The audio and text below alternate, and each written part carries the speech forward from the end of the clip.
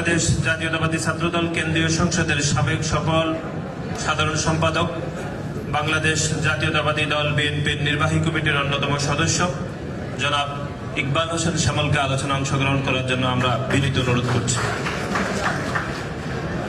বিসমিল্লাহির রহমানির রহিম। জুলাই আন্দোলনের সকল শহীদদের স্মরণে আজকের এই স্মরণ সভার সভাপতি, বাংলাদেশ জাতীয়তাবাদী ছাত্রদল কেন্দ্রীয় সংসদের বিপ্লবী সভাপতি রাকিবুল ইসলাম রাকিব এবং আজকের এই স্মরণ সভার প্রধান অতিথি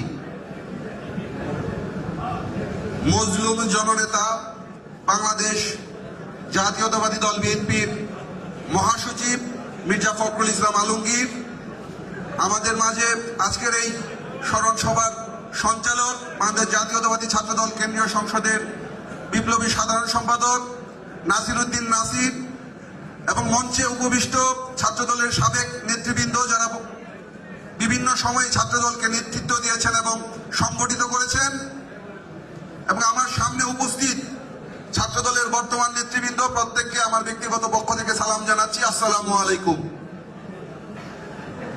প্রিয় উপস্থিতি, 24 জুলাইয়ের গণ অভ্যুত্থান এই আন্দোলনের একদিনে হয়নি বন্ধুরা। 2008 সালের 29 ডিসেম্বর বিদেশি একটি শক্তির পাতানো নির্বাচনে এদেশের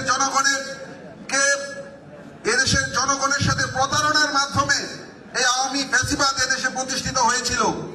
সেদিন থেকে এই জাতীয়তাবাদী শক্তির সৈনিকেরা আমরা যারা আছি, আমরা সেদিন থেকে এই আন্দোলনে ছিলাম এবং দীর্ঘ একটি সময় পরিক্রমায় আজকে 2024 সালে আমরা সফলতার মুখ দেখেছি এবং হাসিনা মুক্ত একটি বাংলাদেশ গড়েছি, আওয়ামী ফ্যাসিবাদ মুক্ত একটি বাংলাদেশ গড়েছি। প্রিয় বন্ধুরা, এই দীর্ঘ সময়ে সবচেয়ে বেশি নির্যাতন স্বীকার করেছে যে সংগঠন, সেই সংগঠন বাংলাদেশ জাতীয়তাবাদী ছাত্রদল। এই দীর্ঘ আন্দোলন সংগ্রামে বাংলাদেশ জাতীয়তাবাদী ছাত্রদল তার অসংখ্য নেতা কর্মীকে হারিয়েছে, অসংখ্য নেতা কর্মী জীবন দিয়েছে, অসংখ্য নেতা কর্মী রাষ্ট্রীয় সন্ত্রাসের দ্বারা গুম হয়েছে।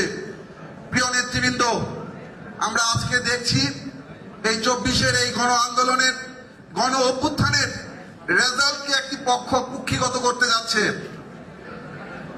প্রিয় বন্ধুরা, এই আন্দোলন, এই অভ্যুত্থান একটি সম্মিলিত প্রচেষ্টা এবং সেই সম্মিলিত প্রচেষ্টায় নেতৃত্ব দিয়েছেন বিএনপির ভারপ্রাপ্ত চেয়ারম্যান দেশনায়ক জনাব তারেক রহমান।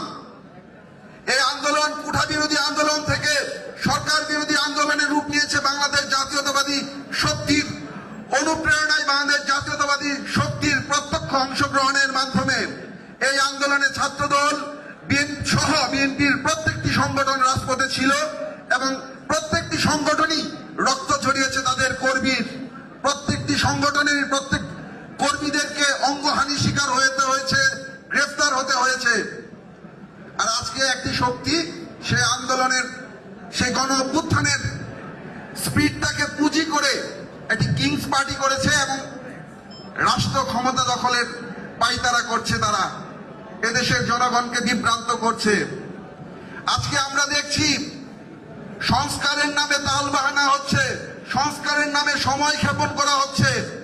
জাতীয় ঐক্যমত্য কমিশন এদেশের জনগণের ট্যাক্সের টাকায়, এদেশের রাষ্ট্রের রাজস্ব দিয়ে প্রতিদিন তারা আড্ডাবাজি করছে সংস্কারের নামে। কিন্তু এই রাষ্ট্রীয় সংস্কারের বিষয়টি বাংলাদেশ জাতীয়তাবাদী দল প্রথম অনুধাবন করেছিল।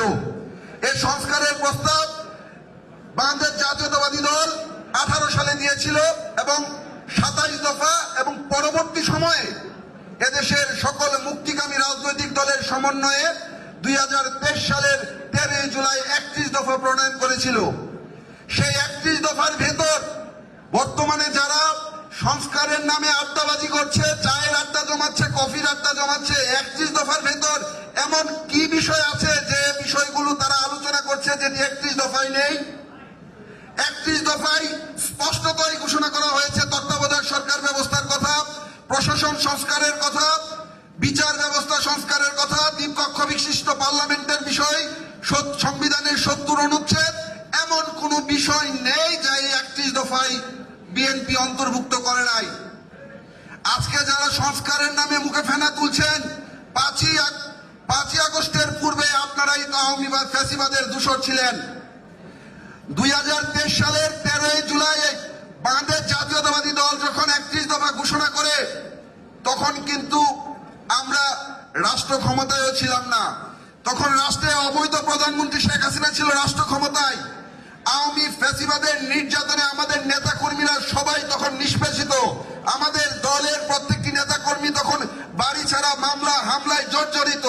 এমন একটি পরিস্থিতিতে আমার নেতা দেশনায়ক জনাব তারেক রহমান রাষ্ট্র সংস্কারের কথা চিন্তা করেছেন এবং আগামীর বাংলাদেশ কেমন হবে সে বিষয়গুলো চিন্তা করেছেন এবং 31 দফা প্রণয়ন করেছেন। এবং ইনশাআল্লাহ আমরা বিশ্বাস করি এদেশে জনগণের সরকার প্রতিষ্ঠিত হলে সে 31 দফা বাস্তবায়ন হবে। সেই 31 দফা বাস্তবায়নের মাধ্যমেই একটি সমৃদ্ধ বাংলাদেশ হবে। প্রিয় উপস্থিতি, আপনারা বর্তমানে আরেকটি অদৃশ্য সমস্যা, আরেকটি বিষয় আমরা উপলব্ধি করছি, যেটি আমার পূর্ববর্তী বক্তাও বলে গিয়েছেন। আমাদের নেতা দেশনায়ক জনাব তারেক রহমানের একটি উক্তিকে, যে আমরা একটা অদৃশ্য শক্তির বিরুদ্ধে লড়াই করছি। আসলে আমরা একটা অদৃশ্য শক্তির বিরুদ্ধে লড়াই করছি। এদেরকে কখনো আমরা দেখি এনসিপি, আবার একই ব্যক্তিকে আমরা দেখি জামাত, আবার একই ব্যক্তিকে আমরা দেখি এবি পার্টি। তাদের কোনো পরিচয় নেই, বর্ণচূড়া। কিন্তু আমি বাংলাদেশ জাতীয়তাবাদী দলের একজন কর্মী হিসাবে বলতে চাই, এদেশে মুজিববাদের যেমন পতন হয়েছে, ঠিক তদ্রূপ মওদুদিবাদেরও এদেশে পতন হবে। মওদুদিবাদের জায়গায় এদেশে ইনশাল্লাহ হবে না। আর আমরা বাংলাদেশ জাতীয়তাবাদী দলের যারা কর্মী আছেন, আমি একজন সাবেক ছাত্র নেতা হিসাবে বলবো যে আপনারা সবাই সজাগ থাকবেন। বাংলার ঘোষিনী বেগম খুনি হাসিনা আমাদের পার্শ্ববর্তী দেশে আশ্রয় নিয়েছেন, পালিয়ে গিয়েছেন। সেখানে বসে কিন্তু তিনি এদেশের বিরুদ্ধে প্রতিনিয়তই ষড়যন্ত্র করে যাচ্ছেন। সেই ঘোষিনী বেগমের ষড়যন্ত্রে যেন বাংলাদেশ ক্ষতিগ্রস্ত না হয়, সেই ঘোষিনী বেগমের ষড়যন্ত্রে যেন বাংলাদেশ পথ না হারায়, সেজন্য আপনারা যারা ছাত্র দলের কর্মী আছেন আপনাদেরকে সজাগ থাকতে হবে এবং আমি বিশ্বাস করি আপনারা সজাগ থাকবেন।